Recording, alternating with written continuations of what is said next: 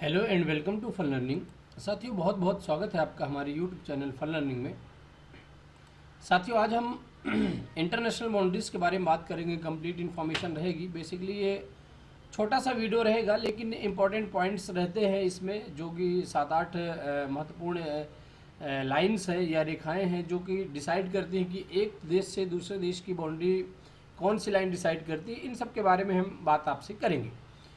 तो साथियों, हमने अपने पिछले वीडियो में आपसे एक क्वेश्चन पूछा था कि आईपीएल का फुल नेम क्या है या फुल प्रारूप क्या है। तो उसका बहुत सारे साथियों ने आंसर कमेंट करके दिया था इंडियन प्रीमियर लीग, जो कि सही आंसर है।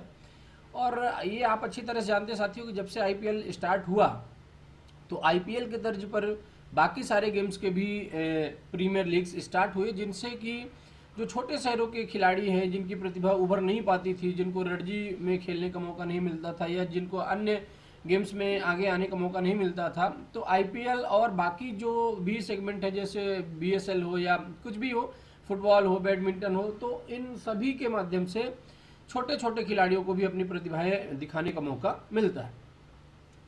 तो आईपीएल एक बहुत अच्छी शुरुआत थी। जैसा कि आप जानते हैं कि आईपीएल 14 अभी अभी कंप्लीट हुआ है, इंडियन प्रीमियर लीग, जो कि दुबई में कंप्लीट हुआ है। और चेन्नई सुपर किंग्स ने चौथी बार टाइटल अपने नाम किया है और कोलकाता नाइट राइडर्स को हराया। चलिए, तो अब ये तो हो गया पिछले क्वेश्चन की बात। आज हम स्टार्ट करते हैं इंटरनेशनल बाउंड्रीज। जो आज हम बात करने वाले हैं कि जो अंतर्राष्ट्रीय सीमाएं हैं, कौन से देश किस देश को डिवाइड करता है, तो उसके बारे में बेसिकली हम बात करेंगे। तो फ्रेंड्स, बात करते हैं कि यदि हम सबसे पहले, चूंकि ये वन लाइनर है, जो ज़्यादा हम डिप्थ में नहीं जाएंगे, मैकमोहन रेखा की यदि हम बात करें, मैकमोहन रेखा की यदि हम साथियों बात करते हैं, तो आपको मैं बताना चाहूँगा कि जो मैकमोहन रेखा है वो भारत एवं चाइना को आपस में डिवाइड करती है। इट मीन्स कि जो भारत और चाइना की बाउंड्री है, जैसे कि आप देख सकते हैं चित्र में, इस मैप में आप बहुत अच्छे तरीके से समझ पाएंगे कि जो भारत और चाइना की बाउंड्री है वो मैकमोहन रेखा के द्वारा डिसाइड होती है। और चाइना, जो कि पूरी दुनिया में ही अपने विस्तारवादी नीति के लिए जाना जाता है, और ये प्रयास उसका रहता है कि हम अपने आस पड़ोस के देशों को दबा करके उनकी ज़मीन हड़पने की कोशिश करें और अपना हम विस्तार करें। तो भारत से विवाद हमेशा ही चलता रहा है। अक्साई चीन जो है, जैसे इस लाइन को आप देख सकते हैं, यही लाइन है जिसको हम मैकमोहन रेखा के नाम से जानते हैं। इसके साथ ही साथ ये डोकलाम के पास अरुणाचल प्रदेश में भी ये लाइन लगती है। और आपने सुना होगा, जाना होगा और जानते भी होंगे कि डोकलाम में विवाद बहुत लंबे समय तक चला रहा है, चाइना और भारत का।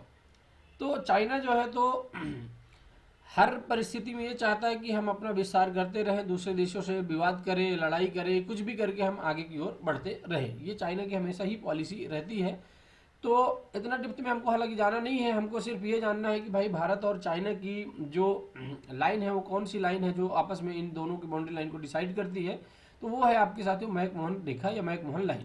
ठीक है ना, जो किसको किसको डिसाइड करती है, इंडिया है चाइना को। तो इसको आपको जरूर माइंड में अपने रखना है। फिर बात आती है रेड क्लिफ। जैसा कि आप जानते हैं कि रेड का मतलब ही होता है खतरनाक, लाल, है ना। रेड कलर जो है तो खतरे का प्रतीक होता है, सिंबल होता है। तो इससे ये स्पष्ट हो जाता है कि भारत और चाइना, वो तो ऊपर हो गए। अब यहाँ ये स्पष्ट हो जाता है कि भारत और पाकिस्तान, क्योंकि भारत और पाकिस्तान 1947 में जब ये आज़ाद हुए, 14 अगस्त को आज़ाद हुआ था पाकिस्तान और 15 अगस्त को आज़ाद हुआ था भारत। इनकी आज़ादी के बाद से ही फ्रेंड्स हमेशा इन यहाँ पर लड़ाई चलती रही है। मतलब ये है कि दोनों पड़ोसी मुल्क हैं। पहले तो सब कंप्लीट मिला के इंडिया ही था, ये पूरा सब इंडिया था। लेकिन बाद में ऐसा हुआ कि ये डिसीजन हुआ कि भाई भारत के प्रधानमंत्री को मोतीलाल नेहरू जी को बनाना है, सॉरी जवाहरलाल नेहरू जी को बनाना है, पंडित जवाहरलाल नेहरू को, और जिन्ना को पाकिस्तान का। और इसी परिप्रेक्ष्य में दोनों देशों की आपस में लड़ाई हुई, और जो लड़ाई आज तक भी लगातार चलती आ रही है। पाकिस्तान आए दिन जो है तो जम्मू एंड कश्मीर की तरफ से जो है तो भारत में बहुत सारे टेररिस्ट को भेजने का काम करता है, जिससे लड़ाइयाँ होती हैं, विवाद उत्पन्न होता है। जम्मू कश्मीर का डेवलपमेंट अच्छे तरीके से नहीं हो पा रहा है। तो ये सारी चीज़ें आती हैं सामने।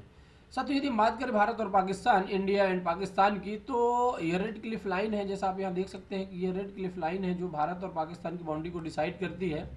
पहले जो आज के समय में जो बांग्लादेश है, पहले ईस्ट पाकिस्तान कहलाता था। फाइनली यहाँ के लोग भी परेशान होकर के पाकिस्तान से अलग हो गए, और भारत के सहयोग से 1971 में ईस्ट पाकिस्तान जो है तो बांग्लादेश में कन्वर्ट हो गया। बांग्लादेश, जैसे कि आप जानते हैं कि वहाँ की जो प्राइम मिनिस्टर है वो है शेख हसीना, ठीक है ना। और भारत, आप ये येलो कलर में आपको मैप में दिखाई दे रहा है, ये पूरा भारत का नक्शा है, जहाँ ऊपर की तरफ जम्मू कश्मीर होता है और यहाँ पर लद्दाख है, उसके बाद पंजाब है, हिमाचल है, उत्तराखंड है। इस तरह से ये सारे स्टेट्स आपस में जो है कनेक्टेड रहते हैं और इधर ये 7 सिस्टर्स कहला जाती है, ठीक है ना। तो मेन पॉइंट आप याद रखेंगे कि रेड क्लिफ लाइन जो है भारत और पाकिस्तान को आपस में डिवाइड करती है। फिर नेक्स्ट लाइन है हिंडनबर्ग लाइन या हिंडनबर्ग रेखा। इसकी यदि हम बात करें फ्रेंड्स, तो ये जर्मनी एवं पोलैंड को आपस में डिस्क्राइब करती है। जर्मनी जहाँ का शासक बहुत ही खतरनाक रहा है ना, हिटलर था, आप ये जानते ही होंगे कि जो हिटलर था वो एक बहुत खतरनाक शासक था। बाद में उसने अपनी आत्महत्या कर ली, अपने आप को खुद को गोली मार ली। क्योंकि देखिए तानाशाही का अंत ऐसे ही होता है, जब आप दूसरों के ऊपर जुल्म करते हैं, दूसरों के ऊपर अत्याचार करते हैं, दूसरों को बेवजह परेशान करते हैं, तो फाइनली ये कंडीशन में आप पहुंच जाते हैं कि आप अपने आप को भी खो देते हैं, ठीक है ना। क्योंकि आप उस टाइम पे जब आप उस कंडीशन में पहुंचते हैं तो आपके पास दूसरा कोई रास्ता नहीं रहता। तो ये रेड लाइन से आप यहाँ पर देख सकते हैं फ्रेंड्स कि जो जर्मनी है और जो पोलैंड है वो आपस में डिस्क्राइब होते हैं और ये बाउंड्री लाइन यहाँ पर ये डिसाइड करती है। तो हिंडनबर्ग रेखा या हिंडनबर्ग लाइन जो है तो जर्मनी और पोलैंड को आपस में इनकी बाउंड्री को निर्धारित करती है। फिर नंबर 4 पे चलते हैं फ्रेंड्स, 38th पैरेलल लाइन या 38वीं समांतर रेखा। ये नॉर्थ कोरिया और साउथ कोरिया को आपस में डिस्क्राइब करती है। अब मैं आपको बताना चाहूँगा साथियों कि जो नॉर्थ कोरिया और साउथ कोरिया है उसको जो आपस में अलग करती है, लाइन बाउंड्री डिसाइड करती है दोनों ही देशों के बीच में, वो है 38th पैरेलल लाइन या 38वीं समांतर रेखा। नॉर्थ कोरिया ये है, आप ये जानते हैं कि वहाँ का भी एक तानाशाही है। जैसे जर्मनी में एक टाइम पे हुआ था हिटलर, उसी तरह से वर्तमान में किम जोंग है। वहाँ पर तो नियम ही है कि सिर्फ इसी के परिवार के चुनाव लड़ सकेंगे, दूसरा कोई चुनाव लड़ ही नहीं पाएगा, नहीं तो उसको गोली मार दी जाती है। तो किम जोंग एक सन की शोल्डर आदमी है, तानाशाह आदमी है, जो कि अपने तरीके से वहाँ पर पूरे नियम कायदे कानून रखा है कि बालों की कटिंग कैसे होगी, कपड़े कैसे पुरुष पहनेंगे, लेडीजें कहाँ कहाँ जा सकती हैं, कहाँ नहीं जा सकती हैं। हर घर में सरकारी रेडियो होगा, आप अपने से कुछ भी नहीं कर सकते हैं, कोई भी खबर अपने देश की आप लीक नहीं कर सकते। तो ये सारी चीज़ें प्रतिबंध जो है तो आपको देखने को मिलेगी। और इधर साउथ कोरिया है, साउथ कोरिया का अमेरिका हमेशा सपोर्ट करता है, अमेरिका, क्योंकि साउथ कोरिया हमेशा डेवलपमेंट के रास्ते पे चला, उसने तानाशाही नहीं की है, हमेशा डेवलपमेंट के रास्ते पर चला है और अपने आप को दुनिया से जोड़ करके रखा है, सारी चीज़ें आपस में शेयर करके रखा है, ठीक है ना। नॉर्थ कोरिया की बात करें तो चाइना इसका बहुत बड़ा सपोर्टर है, क्योंकि एक ही तरह की दोनों कंट्रीज़ हो जाती हैं, है ना, दोनों ही विस्तारवादी रवैये की हैं। साथ ही साथ में चाइना तो पूरे देश में, पूरी दुनिया में अपने आप को बड़ा महान बताने की कोशिश करता है, लेकिन सिद्ध हो नहीं पाता है, ठीक है, हर बार उसको दूसरे देशों से मुँह की खानी पड़ती है। तो नॉर्थ कोरिया और साउथ कोरिया की जो बाउंड्री डिसाइड होती है फ्रेंड्स, वो होती है आपकी 38th पैरेलल लाइन से। 38वीं समांतर रेखा है, ये समांतर रेखा है जो आपस में इन दोनों देशों को डिसाइड करती है, इनकी बाउंड्री लाइन को। ओके, चलिए इसी के साथ बढ़ जाते हैं नेक्स्ट लाइन पे। मैगिनॉट रेखा, मैगिनॉट लाइन की यदि हम बात करें तो साथियों जर्मनी और फ्रांस की है। अब याद रखिएगा कि जर्मनी और फ्रांस से है और यहाँ पर जर्मनी और पोलैंड है। तो जर्मनी और पोलैंड की यदि हम बात करते हैं तो हिंडनबर्ग रेखा या हिंडनबर्ग लाइन है।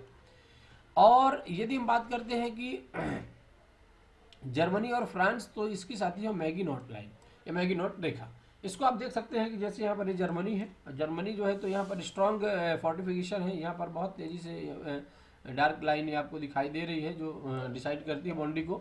साथ ही साथ में यहाँ पर हल्की लाइट लाइन भी ये डॉट डॉट के रूप में यहाँ पर आपको देखने को मिलेगी, जो कि ये वीक फोर्टिफिकेशन है जर्मनी और फ्रांस के बीच में। जर्मनी एक बहुत ही अच्छा कंट्री माना जाता है और एंजेला मर्केल वहाँ की राष्ट्राध्यक्ष है ना, चांसलर है एंजेला मर्केल, ठीक है ना। इसको भी आप याद रखेंगे क्योंकि ये भी क्वेश्चन अक्सर पूछ लिए जाते हैं। हालांकि हम बात कर रहे हैं सिर्फ बाउंड्रीज के बारे में। फ्रांस की यदि हम बात करते हैं साथियों, तो फ्रांस जो है इमैनुअल मैक्रो यहाँ के प्रेसिडेंट हैं, है ना, इमैनुअल मैक्रो प्रेसिडेंट हैं, इस बात को आप ज़रूर ध्यान रखेंगे। और फ्रांस की जो कैपिटल है साथियों वो आप जानते हैं कि पेरिस है ना। पेरिस एक बहुत ही पॉपुलर प्लेस है, टूरिस्ट प्लेस है, दुनिया भर से यहाँ पर टूरिस्ट के लिए लोग जाते हैं और वहाँ पर अपनी वेकेशन या छुट्टियों को मनाते हैं। दोनों ही ये डेवलप्ड कंट्रीज मानी जाती हैं, ठीक है ना, यूरोपीय कंट्रीज हैं। तो इसको आप जरूर याद रखेंगे कि इमैनुअल मैक्रो जो है तो वो आपके पेरिस के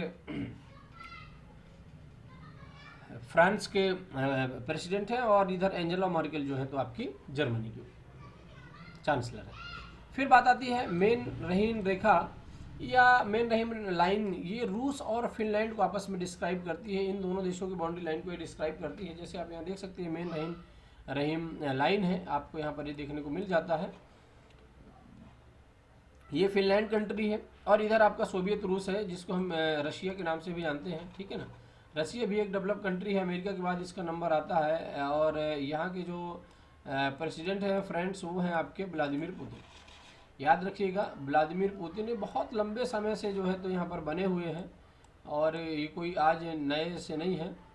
व्लादिमीर पुतिन साहब हैं, बहुत लंबे समय से यहाँ के प्रेसिडेंट भी हैं और कई बार ये प्राइम मिनिस्टर भी रहे हैं। तो सत्ता की जो चाबी है लौट के घूम के इन्हीं के हाथों में आती है। कहीं ना कहीं इनका शासन वहाँ के लोगों के लिए अच्छा होगा।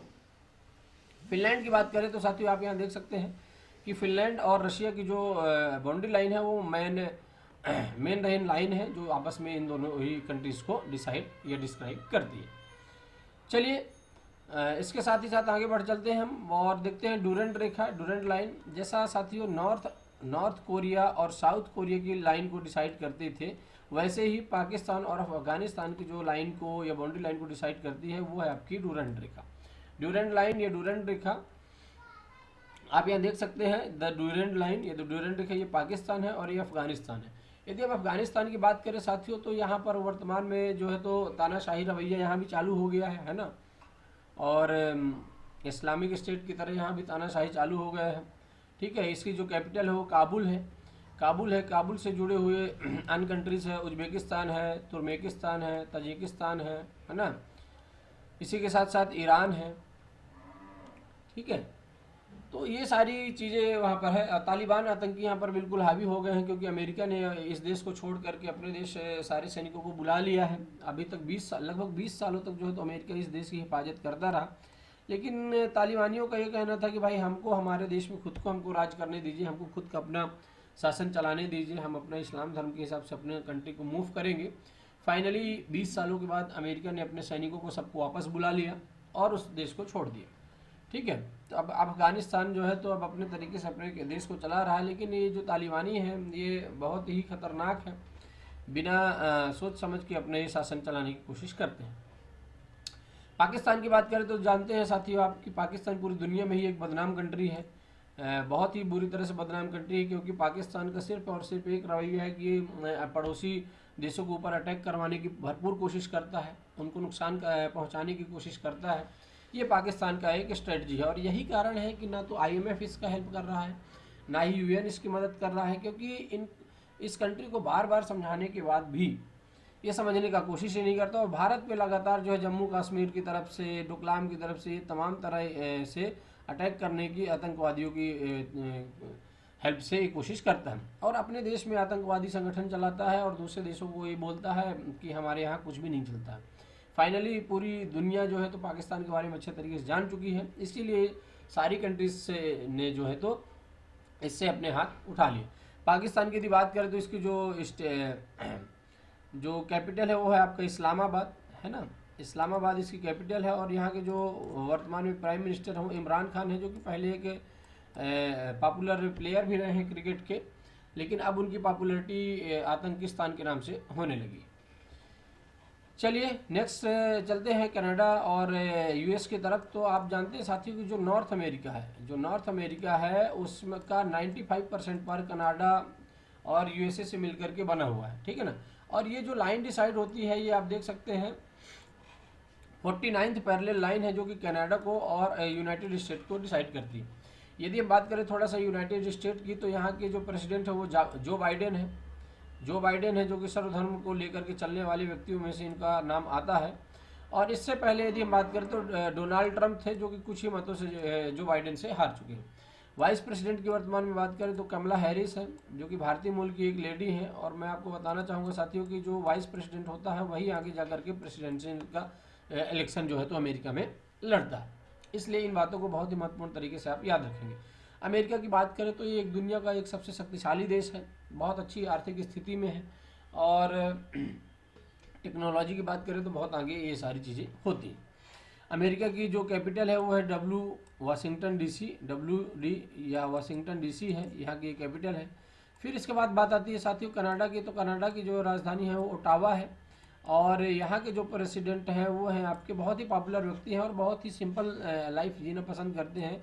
उनका नाम है जस्टिन ट्रूडेडो। जस्टिन ट्रूडेडो, क्या नाम है इनका? जस्टिन ट्रूडेडो। और बहुत ही ये सिंपल लाइफ जीना पसंद करते हैं। और एक हमारा देश है भारत, जहाँ पर एक सरपंच भी हो यदि बन जाता है तो अपने आप को कलेक्टर से कम नहीं मानता, ठीक है ना।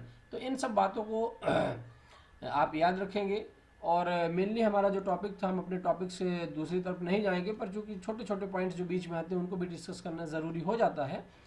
तो टॉपिक हमारा यही था कि भाई जो यूएसए है और जो कनाडा है उसको कौन सी लाइन डिस्क्राइब करती है, या उनकी दोनों देशों की बाउंड्री लाइन कौन सी है।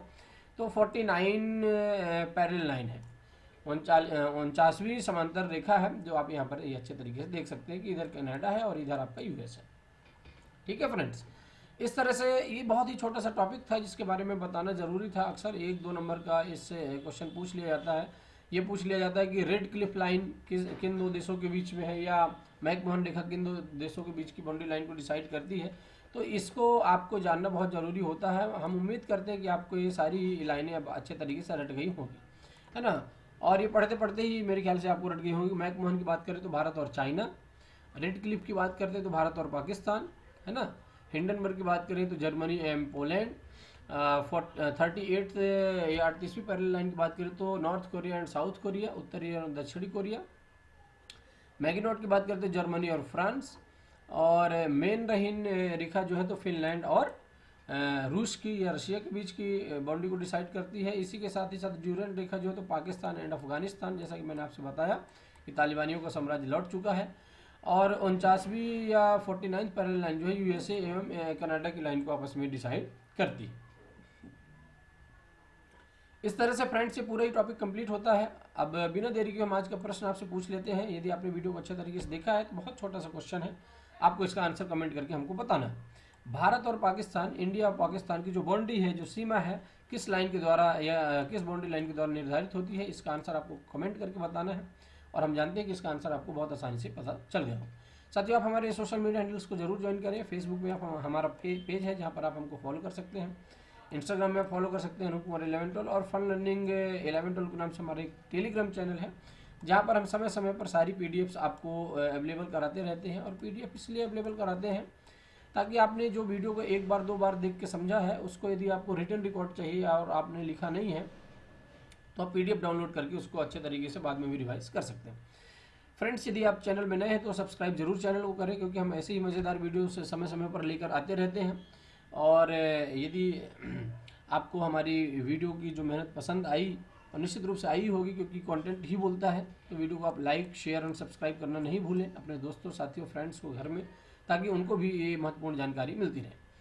चलिए फ्रेंड्स, अपना ख्याल रखिए। मिलते हैं हम अपने और एक मज़ेदार वीडियो के साथ अपने अगले टॉपिक में। Be always positive and thank you.